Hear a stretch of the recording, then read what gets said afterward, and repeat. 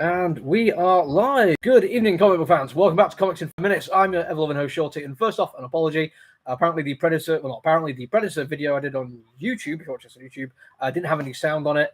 I'm really not 100% sure why that was the case, but I've done system checks. It appears to be working okay now, and I can tell that my mic is at least picking up some sound, so hopefully you'll be able to hear this one. For the people on TikTok, hello. It should all be working fine for you anyway, and I've sent a lot of people to TikTok to watch that video. Right now, though, we're going to review Samurai Doggy, which I kind of ordered for two reasons. Number one, I just like the title. It's cool. Who doesn't like the idea of a dog being a samurai? And secondly, Stray Cat Samurai Negogahara, I think it's called, just looks awesome when I first picked it up. So I'm in the mood for something like that. And as I was reading it, and I've actually gone back and reread the entire thing twice already today, my thoughts were very kind of simple. I just liked it. There's a lot that I liked about it, and I wanted to be able to go out and tell you I liked it, but I thought, no, that's kind of not being 100% accurate, though. It's also been a bit vague, and I'm a reviewer. I should at least try hard to tell you some details. But there's some stuff which didn't work. There's some stuff which actually was a bit disappointing, and it was on the second reread when I was like, oh, yeah, that needs mentioning. So start off, we're going to talk about things I love. Number one, the world and the setting are fantastic. There is an anthropomorphic animal situation going on here. Each individual one would be called a species rather than a person, which I quite like. So you have to worry about like sub-classifications of dogs and cats and bears and whatever. It's just their species. There's also robots, but like anthropomorphic humanoid robots as well.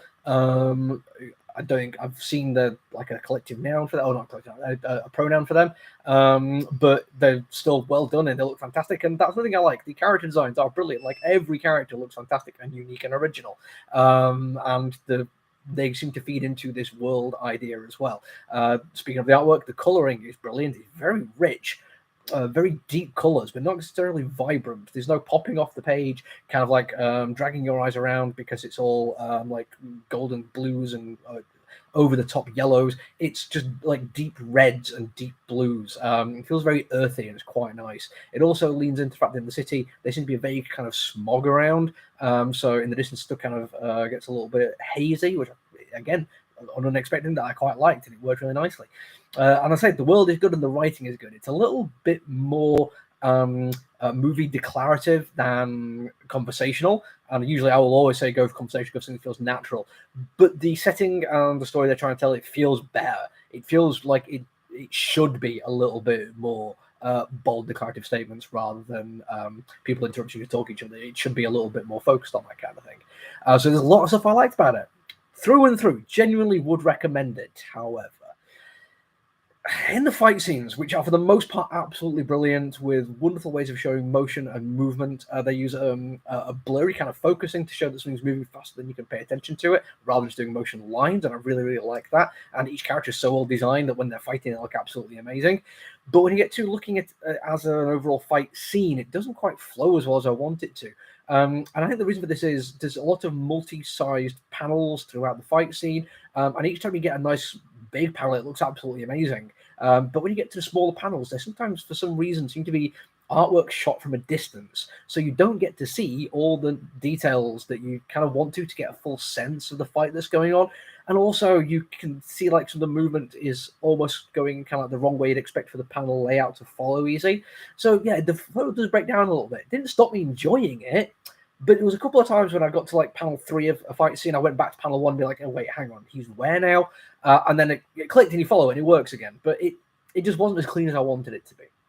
And that kind of almost broken, stuttering storytelling happens a little bit in the writing as well. There's a bit which is actually quite clever, but it took me a while, which is the dog crosses the road when it's a red light, but the lights, instead of going like top to bottom, are on the side, and he's a dog, so it's colorblind. I thought, yeah, okay, but when it first happened, it was like, why is that happening? Why is that? We can clearly see it's gone from green to red, but it's the cultural thing, and they've had to use colorblind. And there's also a moment where you just disappear from the story for a page, and it goes to a restaurant, and there's people discussing their night out, and then that's it. It just kind of goes back to the story. But then later on, one of those people is present before a fight scene.